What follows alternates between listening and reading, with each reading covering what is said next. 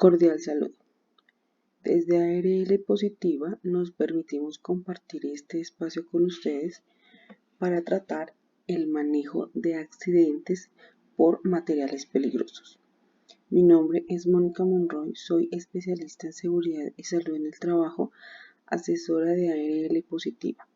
Bienvenidos.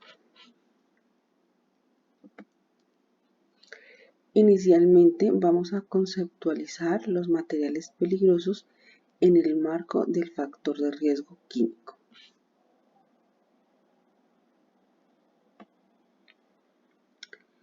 Bajo la óptica del Sistema de Seguridad y Salud en el Trabajo y del Sistema Globalmente Armonizado, Decreto 1496 de 2018, se define que las sustancias químicas se clasifican en tres grupos. El primer grupo son las sustancias químicas que representan un riesgo físico al ocasionar incendios, explosiones o descomposiciones violentas en presencia de calor, oxígeno, agua y otros factores externos. Las sustancias químicas que representan un riesgo para la salud en el segundo grupo al causar efectos inmediatos o crónicos en la salud de las personas expuestas. Y finalmente, en el tercer grupo están las sustancias químicas que representan un riesgo para el medio ambiente al causar efectos inmediatos o crónicos en organismos acuáticos. Para efectos de la temática del día de hoy, vamos a hablar de las sustancias químicas que representan un riesgo para la salud.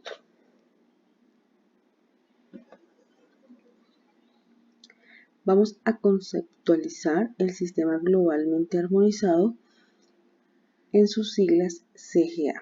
Este sistema es de las últimas normativas en referencia al factor de riesgo químico, en donde este es definido como un sistema de identificación o de comunicación de peligros de una sustancia química.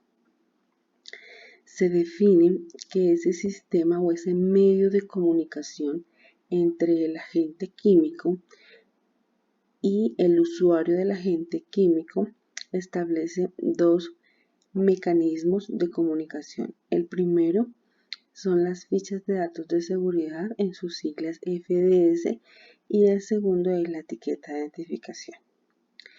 En el primer mecanismo o herramienta tenemos entonces la ficha de datos de seguridad.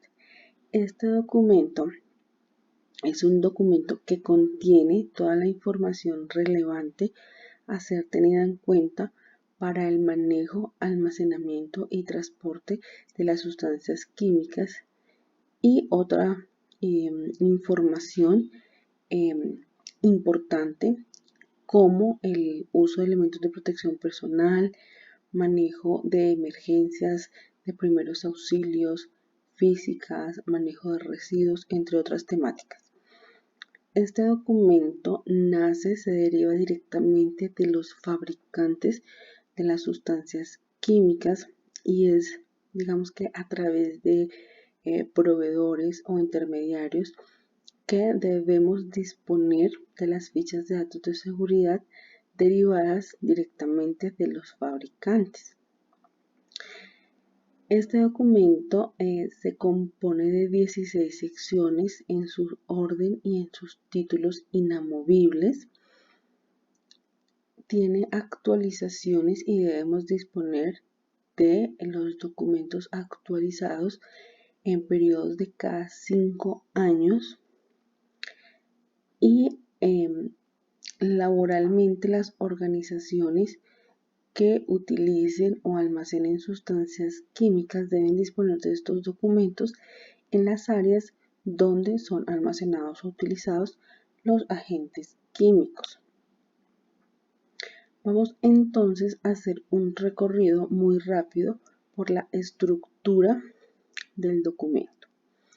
En la sección número 1 vamos a encontrar la identificación del producto y del distribuidor, es decir, el nombre comercial de la sustancia y la información con los números de contactos del distribuidor. En la sección número 2 vamos a encontrar la identificación de peligros. En algunos casos también se define como la comunicación de peligros. En esta sección número 2 es donde se establece el gran cambio del sistema globalmente armonizado, en donde ese sistema de comunicación o de identificación se da a través de 3 herramientas o fuentes de información. La primera son los pictogramas o categorización de los peligros de las sustancias químicas. La segunda es la palabra advertencia y la tercera son las indicaciones de peligro y los consejos de prudencia. En la primera categorización de los peligros o pictogramas tenemos que el sistema globalmente armonizado maneja 9 pictogramas y que estos a su vez son reagrupados en base a la clasificación de las sustancias, es decir, que se asocian unos pictogramas a los peligros físicos, los peligros para la salud humana y los peligros para el medio ambiente. A modo informativo, en los peligros físicos, entonces tenemos las sustancias explosivas representadas por el pictograma de una bomba que estalla, los líquidos inflamables representados por el pictograma de la llama, los líquidos comburentes representados por la llama, por el pictograma de la llama sobrepuesta sobre un círculo, los gases comprimidos representados por el pictograma del cilindro y finalmente tenemos los corrosivos para los metales representados por el pictograma de una mano con unos electrodos. En el grupo de los peligros para el medio ambiente se maneja un único pictograma representado por la imagen del árbol sin hojas y el pez muerto. Finalmente, y en base a lo que nos compete el día de hoy, tenemos las categorías de los peligros para la salud humana, en donde tenemos las sustancias tóxicas agudas representadas por el pictograma de la calavera con huesos cruzados, las sustancias corrosivas cutáneas. Si vemos la condición corrosiva es la única que se replica en 2 grupos, en donde decimos que si estamos en el marco del peligro físico hablamos de las sustancias corrosivas para metales y si estamos en el marco del peligro para la salud humana hablamos de las sustancias corrosivas cutáneas. En el tercer grupo tenemos las sustancias irritantes representadas por el pictograma del signo de exclamación. Y finalmente tenemos en la cuarta categorización las sustancias cancerígenas, mutagénicas y teratogénicas representadas por el pictograma del entorno negro con un destello de luz blanca que sale del pecho.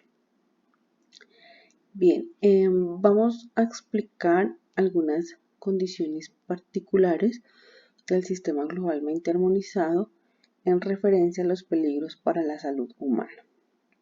Estas 4 categorías manejan subcategorías de 1 a 4, siendo las condiciones más peligrosas las subcategorías 1 y 2 y las de más baja peligrosidad las subcategorías 3 y 4. En el pictograma o en la categoría de los tóxicos agudos están exclusivamente las subcategorías 1 y 2. Las subcategorías 3 y 4 en referencia a la toxicidad aguda están incluidas en la categoría de las sustancias irritantes, en donde entonces nos quedan las sustancias irritantes categorías 1, 2, 3 y 4 y tóxicos agudos categoría 3 y 4. En la condición cancerígena, las condiciones mutagénicas y teratogénicas, las subcategorías de 1 a 4 están dadas por el sistema globalmente armonizado. Sin embargo, las subcategorías en referencia a la condición cancerígena está dada por la IARC, que es la Agencia Internacional para todo lo que tiene que ver con el manejo del cáncer ocupacional. Sin embargo, la IARC también clasifica el cáncer de 1 a 4, 1, 2A, 2B, 3 y 4. Entonces, esto nos facilita para no tener realmente mayor diferencia con las subcategorías y manejarlo bajo la misma línea.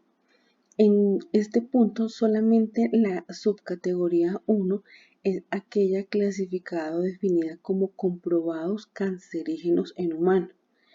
Las subcategorías 2A y 2B son posiblemente, probablemente, la 3 y 4 están en estudios en animales, etc. Entonces, tenemos que solamente la categoría 1 son las sustancias cancerígenas comprobadas en humanos. Bien,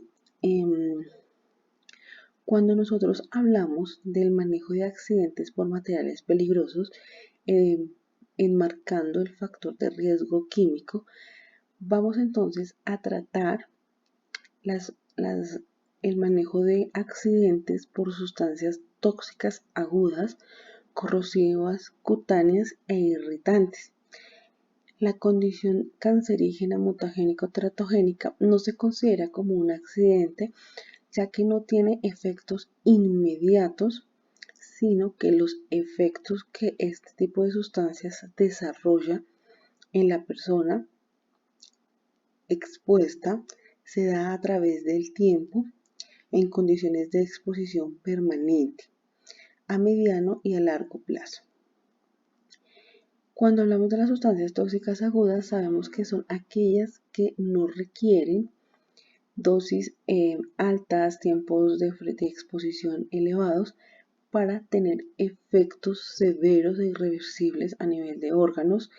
Y cuando hablamos de la categoría 1, de la subcategoría número 1, hablamos de sustancias potencialmente letales. En la condición de las sustancias corrosivas cutáneas, tenemos a modo de ejemplo en la subcategoría 1 algunos ácidos y en la categoría 4 sustancias desinfectantes como el hipoclorito de sodio. Entonces ahí podemos ver la diferencia entre las subcategorías. Normalmente cuando hablamos de la exposición o accidentes con sustancias corrosivas, hablamos de que esto se nos materializa en el 80-90% de los casos en el desarrollo de una quemadura. Y finalmente tenemos la condición de las sustancias irritantes, donde en las subcategorías 1 y 2 serán las más sensibles de presentar efectos severos en la persona y que normalmente también se pueden asociar con una quemadura un poco más leve. Bien, en la segunda fuente de información dentro del sistema de comunicación tenemos la palabra advertencia, en donde esta nos indica en grado de gravedad de un peligro, las cuales pueden ser peligros que se utiliza para las categorías más graves de peligro, es decir, que podemos referirlas como las subcategorías 1 y 2, o atención que se utiliza para las categorías menos graves de peligros, que también podemos asociar o utilizar para las subcategorías 3 y 4. Finalmente tenemos las indicaciones de peligro y los consejos de prudencia. En las indicaciones de peligro se manejan las frases H, en donde se manejan 3 grupos de frases, las H200, H300 y H400. Si vemos son 3 grupos, en base a que son 3 grupos de peligros, ¿sí?, que se manejan. Y estas frases lo que realmente son es el complemento de la información de los pictogramas. Si bien es cierto, cuando nosotros manejamos la ficha de datos de seguridad o la etiqueta, y tenemos acceso a la categorización mediante el pictograma de una sustancia química, nosotros tenemos una primera interpretación o asociación del peligro intrínseco de la sustancia, sin embargo, pues no tenemos más información y es allí en donde las frases H200 entran a jugar un papel muy importante porque ellas me van a complementar la información del pictograma. Es decir, me va a decir el órgano, por ejemplo, con el que tiene afinidad, la subcategoría que es, me va a decir todas las condiciones relevantes a ser tenidas en cuenta, complementándome la información en base a la categorización. Entonces tenemos que las frases H200 son las que van a entrar a complementar la información de los peligros físicos. Las frases H300 van a complementar la información de los peligros para la salud humana y las frases H400 van a complementar la información para el medio ambiente. Finalmente tenemos los consejos de prudencia, que son frases. Las frases P van del P100 al P500 y como su nombre lo indica, son consejos a ser tenidos en cuenta para el manejo adecuado de la sustancia química. Tenemos entonces las frases P100, consejos de carácter general, P200, consejos relativos a la prevención, P300, consejos relativos a la intervención, P400, consejos relativos al almacenamiento y P500, consejos relativos a la eliminación. Entonces, estos tres componentes o unidades de información las vamos a encontrar en la sección número 2 de la ficha de datos de seguridad como identificación o en algunos casos encontraremos como comunicación de peligros. En la sección número 3 vamos a encontrar la composición e identificación de ingredientes.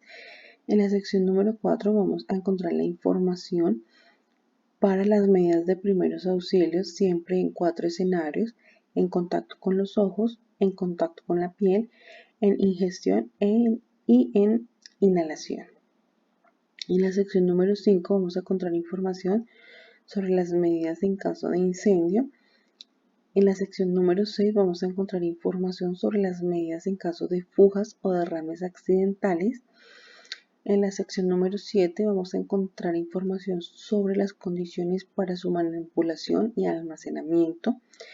En la sección número 8 vamos a encontrar información sobre la exposición, los elementos de protección personal, los EPPs.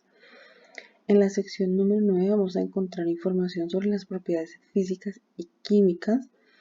En la sección número 10 vamos a encontrar información sobre la estabilidad y reactividad de la sustancia. En la sección número 11 vamos a encontrar información toxicológica. En la sección número 12 vamos a encontrar la información ecológica. En la sección número 13 vamos a encontrar la información sobre los procedimientos de disposición final, el manejo de residuos. En la sección número 14 vamos a encontrar información sobre las regulaciones de transporte. En la sección número 15 vamos a encontrar toda la información regulatoria. Y finalmente, en la sección número 16 vamos a encontrar la información adicional, es decir, toda la información que el fabricante considere necesaria, que el usuario de la sustancia química debe conocer y que no está referida en las 15 secciones anteriores. Si nosotros vemos en el manejo de una emergencia por un material peligroso dentro del marco de riesgo químico, las secciones número 2 y 4 van a ser las que van a tener relevancia para dar apoyo a esta atención o a este manejo. En la sección número 2 pues vamos a tener la identificación del peligro de la sustancia, la categorización. Entonces allí, mediante el pictograma y las frases, las indicaciones de peligro, vamos a poder definir si la sustancia es tóxica, junto con su subcategoría, si es corrosiva, si es irritante. Claramente no será lo mismo una sustancia corrosiva categoría 1 que categoría 4 y vamos a tener, digamos que de primera mano, esa categorización. Y en la sección número 4, directamente desde el fabricante, entonces vamos a tener las recomendaciones. Bien, En el segundo componente de los mecanismos de comunicación del sistema globalmente armonizado, entonces se define la etiqueta de identificación, que esta va sobrepuesta en los envases donde se almacenan sustancias químicas. Esta etiqueta se compone de la identificación del producto, el nombre comercial del producto, la información del fabricante o importador. Si nosotros vemos, estas dos informaciones están contenidas en la sección número 1 de la ficha de datos de seguridad. También en la etiqueta vamos a encontrar la palabra de advertencia, los pictogramas de peligro, las indicaciones de peligro y los consejos de prudencia, es decir, toda la información contenida en la sección número 2 de la ficha de datos de seguridad. Por tanto, las etiquetas nacen o se derivan de la información contenida en las secciones 1 y 2 de la ficha de datos de seguridad.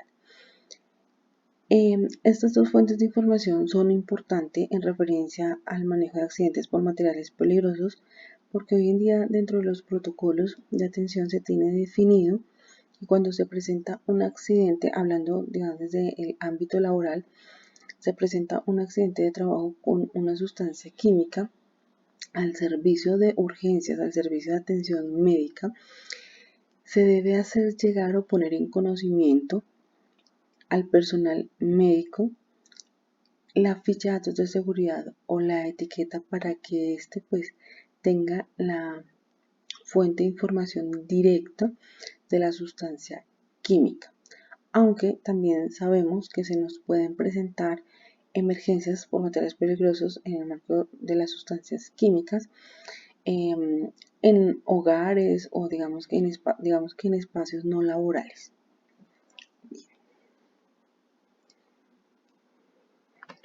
En este punto sería como vamos entonces a cerrar la conceptualización de los materiales peligrosos en el marco del factor de riesgo químico. En esta segunda parte, entonces, vamos a hablar del manejo de accidentes por materiales peligrosos.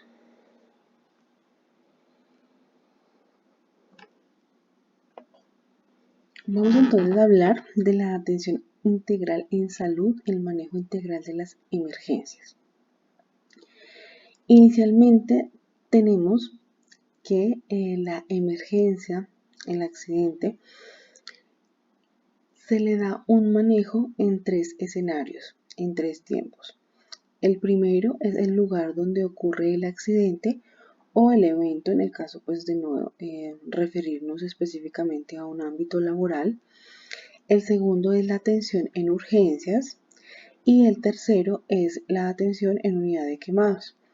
Este se define, digamos que está definido dada la estadística que nos indica que entre el 80 y 90% de los casos con exposición a sustancias químicas digamos que se desenvuelven o se desencadenan procesos de quemaduras. Realmente, pues, claramente no aplica para todos. Sin embargo, pues digamos que ante una tendencia tan alta se define como el tercer lugar de atención la unidad de quemados en el caso que nos aplique. En el primero, en el lugar donde ocurre el accidente, la atención puede ser dada por los primeros, la atención que va a ser dada es la atención de primeros auxilios y la atención prehospitalaria. En la atención de primeros auxilios, esta va a ser dada por la persona que se encuentre con la víctima en el lugar del evento o en el ámbito laboral va a ser dada por la brigada de emergencias de la organización, en donde el alcance o el objetivo de esta primera atención debe ser interrumpir el contacto con el agente contaminante, aislar a la víctima, es decir, sacarla del área donde pues se encuentra el agente contaminante, llevarla a un área limpia, a un área aséptica, estabilizar en la medida de las posibilidades y obviamente con las herramientas con las que se cuente y digamos que apoyar el transporte de la víctima a, digamos que una atención en salud. En la atención prehospitalaria, esta normalmente está dada en apoyo por las personas de entidades especializadas como bomberos, Cruz Roja, ambulancias, etc.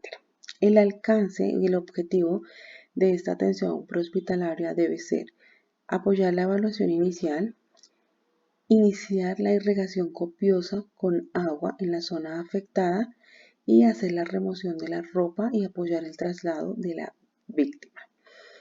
Bien, en algunos casos, cuando en la atención prehospitalaria se recibe a la víctima, ya la atención de primeros auxilios ha iniciado un lavado porque en algunas organizaciones la brigada de emergencias ha recibido capacitación y tienen claro conocimiento del lavado de las áreas afectadas cuando se tiene exposición a sustancias químicas.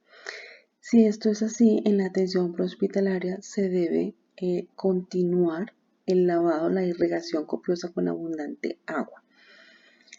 Bien, en el retiro de la ropa hay que tener en cuenta que en muchas ocasiones este retiro pues, se podrá hacer de una forma fácil. En los otros casos, la prenda de vestir se va a ver adherida fuertemente a la zona afectada y en este punto pues no se puede hacer una remoción brusca y si esta no sale fácilmente pues se deberá dejar allí.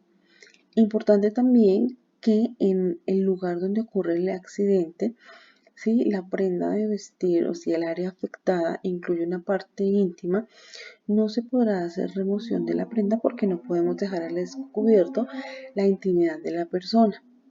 Y esta remoción de la ropa se dará en el área de urgencias dentro de una atención médica.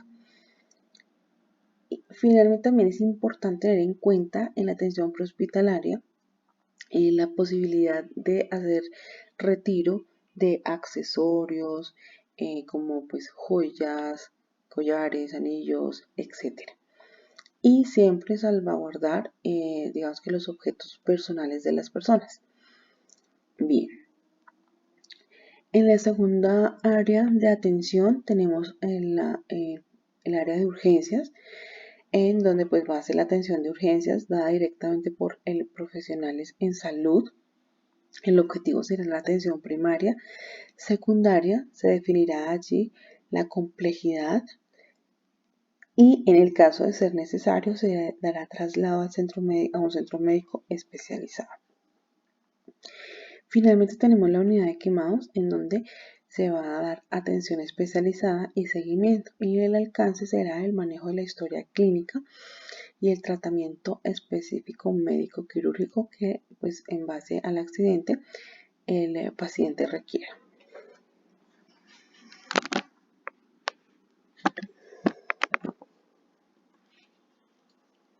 Bien.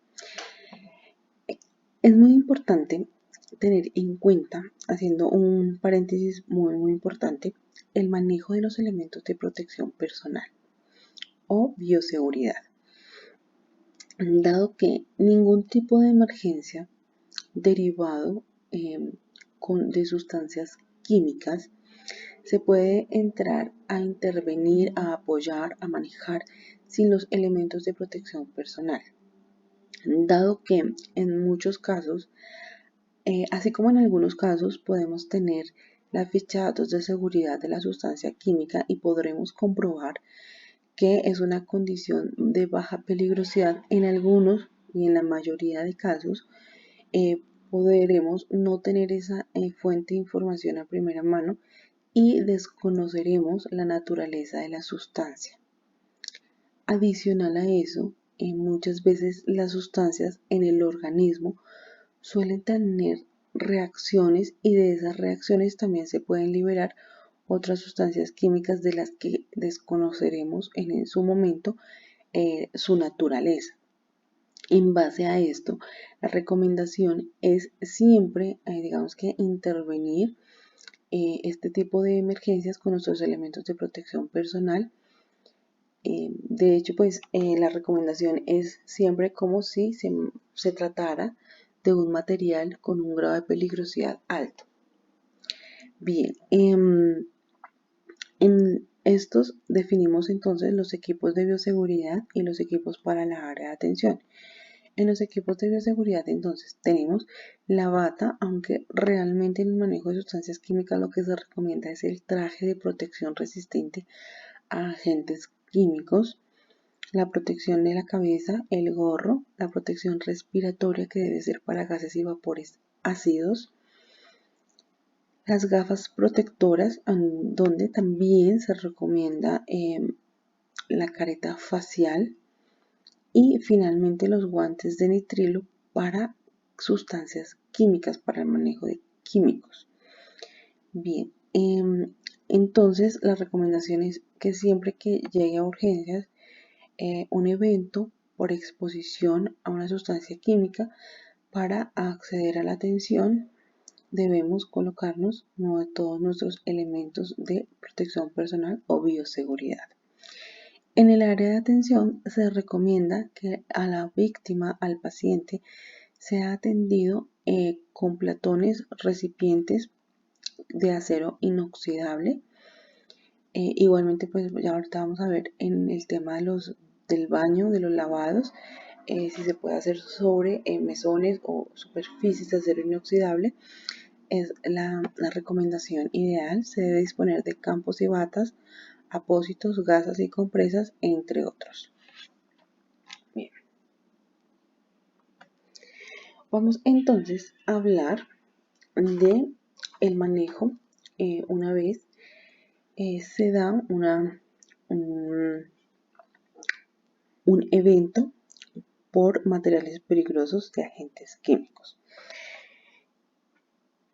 Entonces, tenemos, como vemos en pantalla, 4 acciones. La recomendación es que cuando ingrese una víctima, un paciente, por un accidente con un material peligroso derivado de una sustancia química, vamos a desplegar 4 acciones de forma simultánea.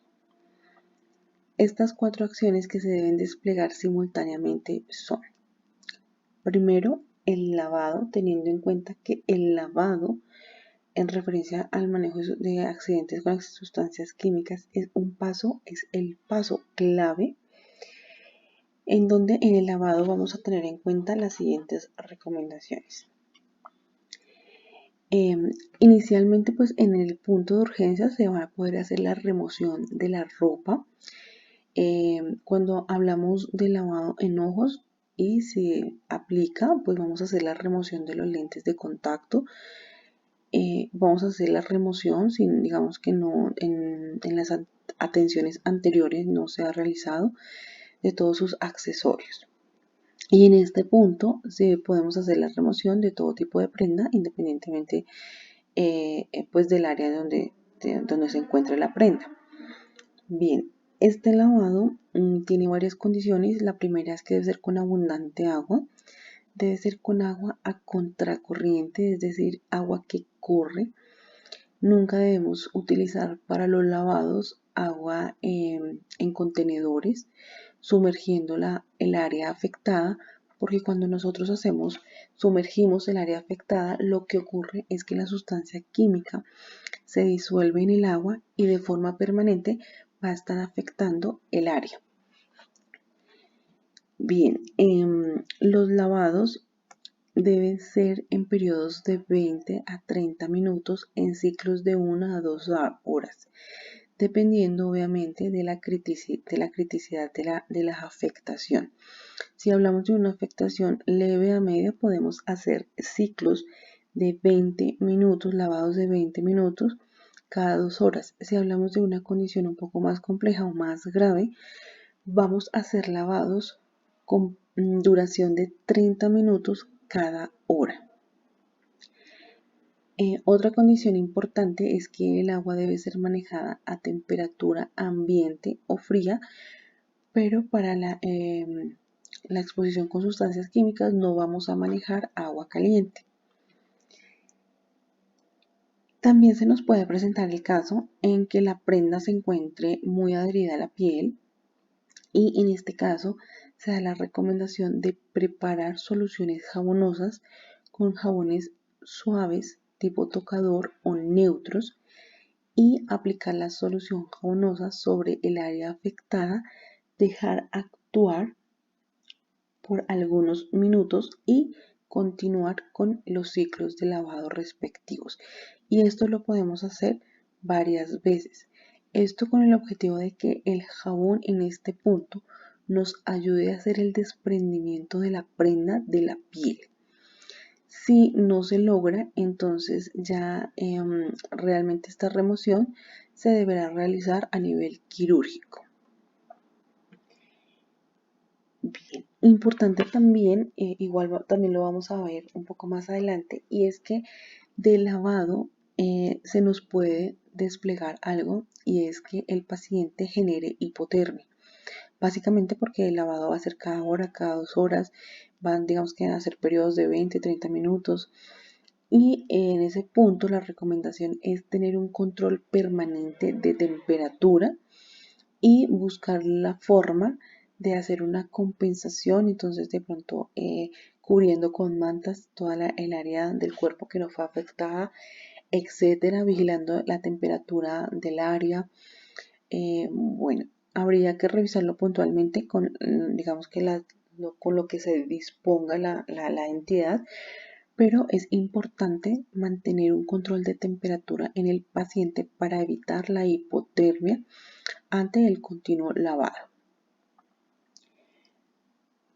Bien, en la segunda punto que vamos a hacer simultáneamente en la evaluación inicial, que ya vamos a explicar punto por punto. Ahí se aplica básicamente el ABCDE. La tercera acción que desplegaremos simultáneamente es el control del dolor, la analgesia.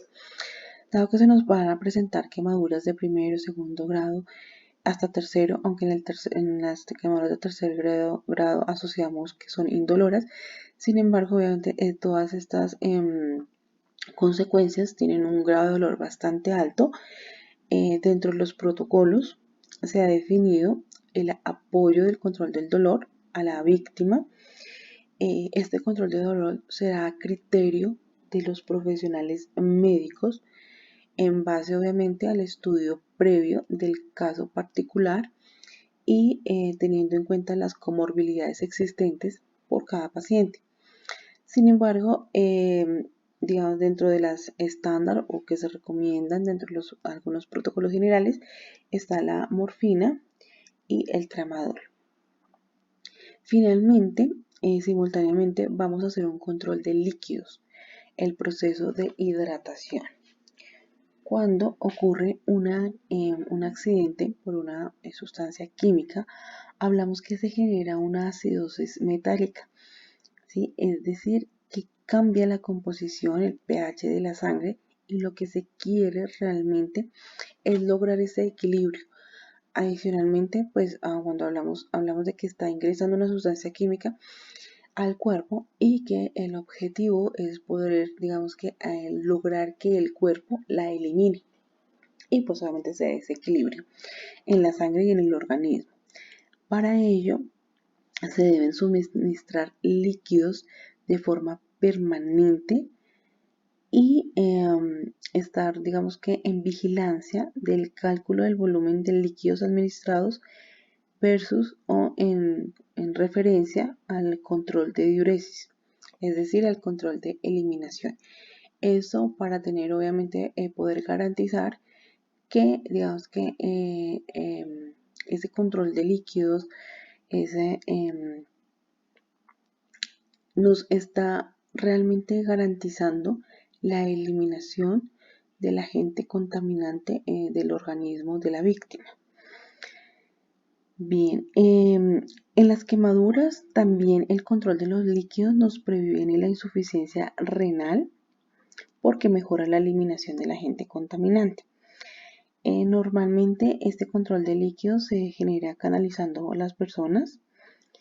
Bueno, y pues obviamente pues estar permanentemente realizando el control de los líquidos. Bien, y bueno, recordar que estas 4 acciones las vamos a desplegar simultáneamente.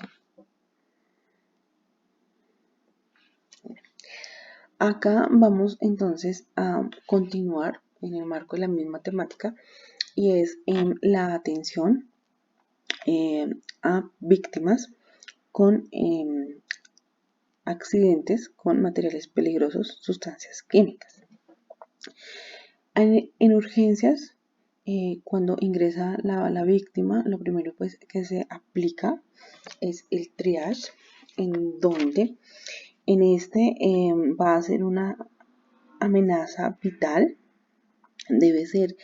debe ingresar inmediatamente, valorado digamos como el nivel de riesgo más alto.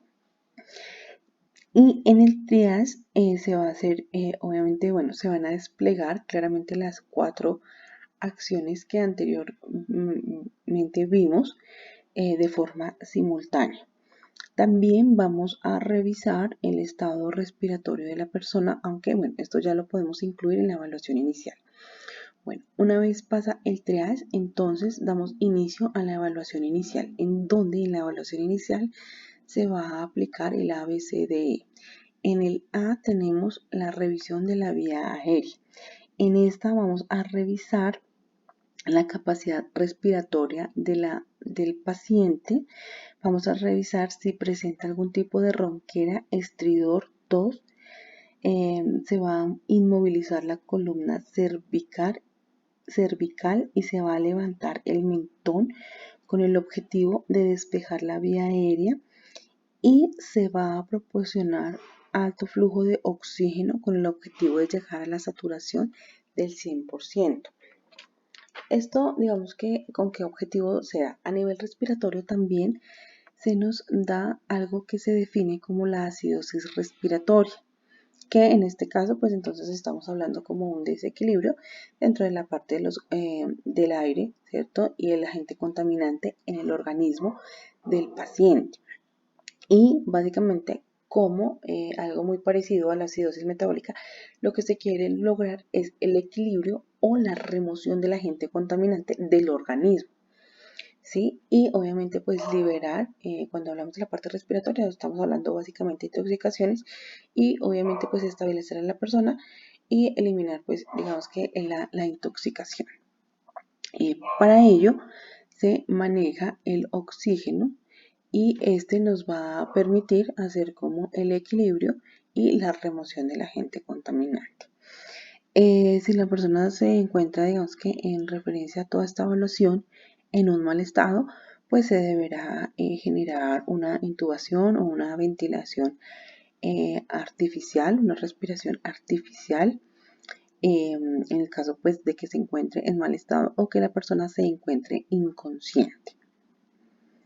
Bien, en el B, en la ventilación, entonces pues realmente va muy de la mano con el A, con la vía aérea.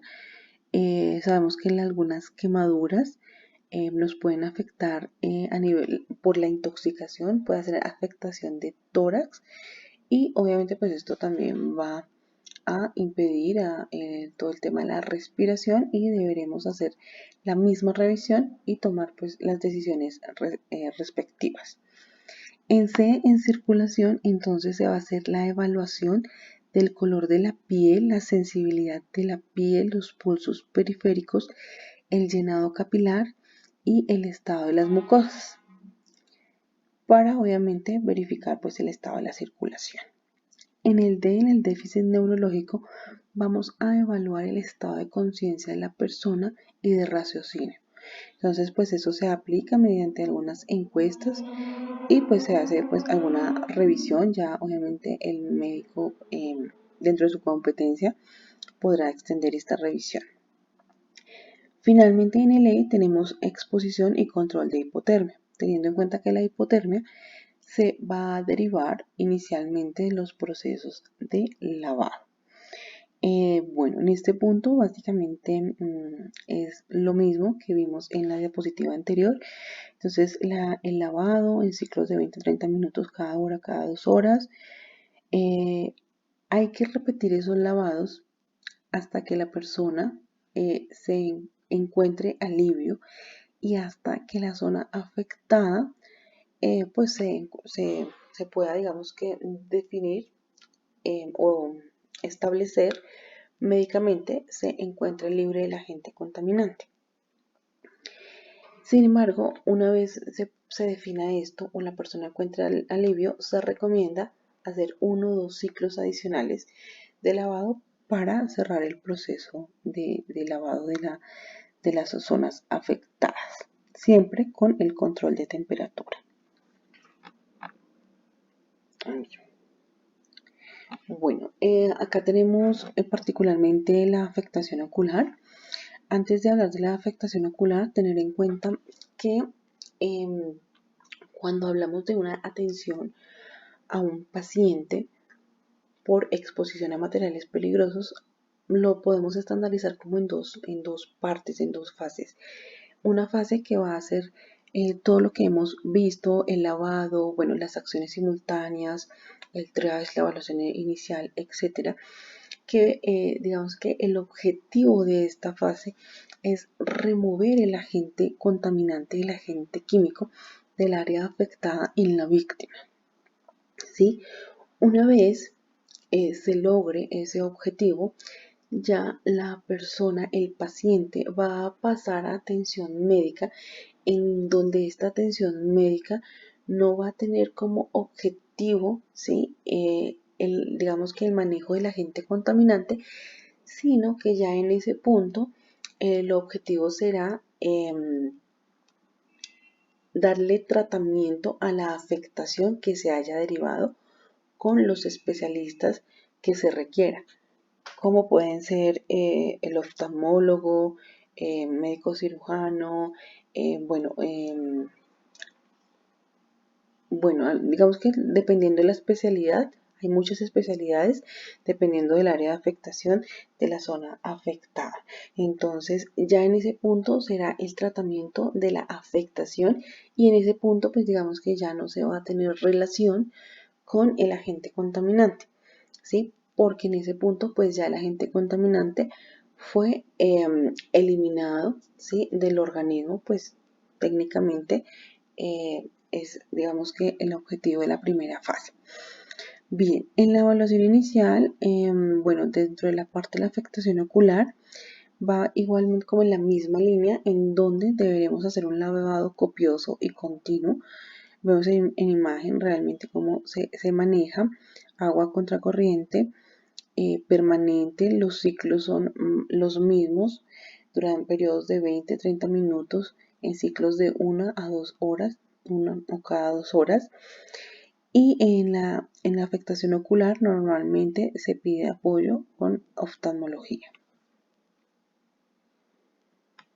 Bueno, acá vamos a hablar de la clasificación de las quemaduras. En la clasificación y el manejo de las quemaduras tenemos que estas se clasifican en 3 grados, grado 1, 2 y 3. Vamos entonces a mirar la profundidad y digamos que el hallazgo, lo que podemos encontrar para su identificación. En las quemaduras grado 1 decimos que la profundidad es la epidermis y que el hallazgo refiere eritema, sequedad, dolor y edema. En las quemaduras grado 2 tenemos que la profundidad es la epidermis y parte de la dermis y el hallazgo en este caso se presenta eritema, edema, ampollas, dolor, fuerte dolor, pérdida de la piel y sensibilidad al aire. Finalmente, en las quemaduras grado 3 tenemos que en la profundidad llega hasta la epidermis y dermis, nervios, músculos y huesos. Y el hallazgo es que se presentan zonas blancas o carbonizadas, grasa expuesta, edema y estas quemaduras son indoloras.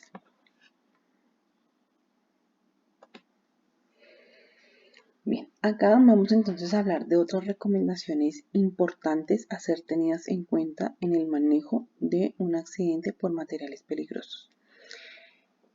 La primera en la dificultad respiratoria, aunque esta recomendación también la podemos extender en los accidentes por ingestión, vamos a mantener al paciente inclinado. La segunda recomendación es el control permanente de temperatura en base a la alta probabilidad de que los pacientes en los procesos de lavado generen hipotermia. La tercera recomendación es el manejo de atención integral con sustancias sólidas. En este punto, pues sabemos que las sustancias sólidas, pues digamos que dentro de sus categorías de peligrosidad pueden ser las mismas ¿sí? que vimos. Es decir, que sustancias sólidas también podemos tener tóxicas agudas categoría 1, corrosivas subcategoría 1, etc. Obviamente con la misma tasa de peligrosidad para la persona que las esté manipulando o que haya tenido la emergencia. En este caso se recomienda antes de iniciar los procesos de lavado hacer como un barrido o un cepillado para remover, digamos que las partículas sólidas del área afectada. En ese caso, digamos que ese barrido debe ser delicado con el objetivo de no levantar nubes, ¿sí? De material particulado, y esto debe ir a debe ser recolectado y descartado como un material peligroso. Una vez se hace como ese barrido, esa recolección de las partículas sólidas, entonces se inician los procesos de lavado y obviamente desplegamos todas las demás acciones previamente explicadas. Bueno, en la cuarta recomendación tenemos entonces, si tenemos conocimiento por parte de la persona que esté acompañando al paciente o si la persona se encuentra consciente, verificar las comorbilidades preexistentes del paciente. Tenemos otra recomendación y es caracterizar la emergencia. Básicamente pues sabemos que está el tema de la historia clínica y pues todos los reportes, digamos que todos los soportes que deben de quedar de la atención a un paciente. En esta caracterización de la emergencia se recomienda en la medida de las posibilidades no definir solamente el nombre de la sustancia, sino definir digamos que la categoría de peligrosidad y obviamente dependiendo si tenemos la información de primera mano. Otra recomendación es el electrocardiograma, realizar electrocardiograma a los pacientes, esto en base a que muchas sustancias químicas por reacción pueden generar alteración de pues algunas sustancias que son propias de nuestro organismo y generan arritmia. Entonces se recomienda también hacer un control obviamente del corazón y en la medida de las posibilidades si se puede pues realizar el electrocardiograma a los pacientes, a las víctimas por materiales peligrosos. La siguiente recomendación es no realizar lavado sumergiendo el área afectada. Habíamos explicado previamente que lo que hace el agente contaminante es disolverse en el agua y de forma permanente afectar el área.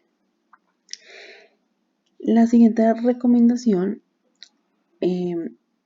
es para el personal médico o el personal que haya participado en la atención de la emergencia, y es que una vez se terminen los ciclos de lavado y se haga como el equilibrio o la eliminación, la remoción del agente contaminante en el paciente y este sea trasladado al área, digamos que a la especialidad correspondiente o a otra área, el área en donde se le dio esta primera atención al paciente debe pasar por un proceso de limpieza, lavado y desinfección en donde se debe reforzar la ventilación para pues hacer remoción igualmente de gases y vapores derivados de la sustancia química y digamos que garantizar que el área se encuentre libre de contaminantes, no solamente a nivel de gases y vapores, sino también de superficies, para poder volver a disponer de este área para la atención de otro paciente. Y en el lavado posterior también incluimos al personal médico o al personal que haya intervenido en la atención al paciente, en donde estos deberán lavarse, hacerse pasar por una ducha, por un lavado, con los elementos, haciendo remoción de los elementos de bioseguridad, ¿sí? Dejándolos al revés. En los que sean desechables pues se deberán descartar como materiales peligrosos, y en el caso de los elementos de protección personal que no son descartables, estos deben ir a un proceso de limpieza y desinfección, y obviamente si los van a continuar utilizando o si no los van a continuar utilizando, a un almacenamiento seguro en empaques individuales con cierre hermético. Y finalmente este personal debe pasar a un proceso de baño completo para pues obviamente garantizar que en el caso pues, de que se haya tenido una leve exposición, pues se haga una remoción del agente contaminante.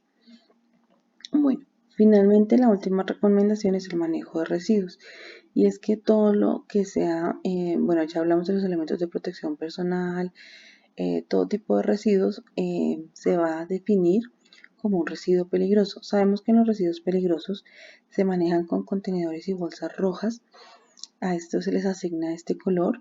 Entre los residuos peligrosos tenemos los residuos biosanitarios, biológicos y químicos. Entonces, todo lo que se nos desprende de esa atención, dependiendo obviamente del tipo de residuo, será biológico o también será químico, y se va a definir como peligroso y se debe incluir dentro de las rutas sanitarias respectivas. Bien, bueno, acá vemos algunos ejemplos de las características de la afectación. Cuando hablamos de sustancias químicas, pues sabemos que existen muchísimas sustancias químicas. Sin embargo, pues acá hay algunos ejemplos para ser tenidos en cuenta. Tenemos el ácido sulfúrico, que es, lo vemos en los ácidos de baterías, como por ejemplo en los talleres. Adicional a eso, pues sabemos que hay una normativa específica para todo lo que tiene que ver con accidentes, por ejemplo, por quemaduras con ácidos. En el 2014, si no estoy mal, dado pues todas los ataques a mujeres que se han venido dando a través de los años. Este tipo de ácidos nos genera entonces una quemadura de tercer grado, presenta escaras por necrosis de coagulación con formación de trombos en la microvasculatura, presenta escaras blancas, violáceas y negras, y son escaras muy adheridas y secas. Tenemos otros ejemplos, entonces el ácido muriático, hidroclórico y clorhídrico. También lo encontramos en productos de limpieza o químicos en general, quemaduras de segundo y tercer grado, escaras blancas igualmente. En este caso se tornan pardas o cafés oscuro.